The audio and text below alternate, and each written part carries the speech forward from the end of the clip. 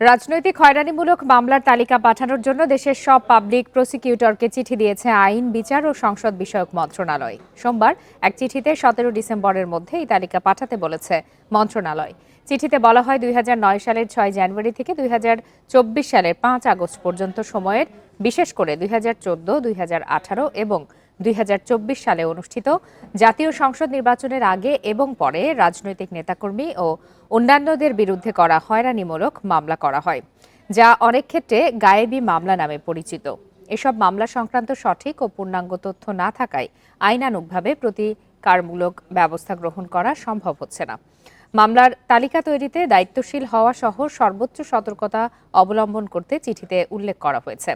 মামলার তালিকা পাওয়ার পর পুঙ্খানুপুঙ্খভাবে যাচাই বাছাই করবে মন্ত্রণালয়।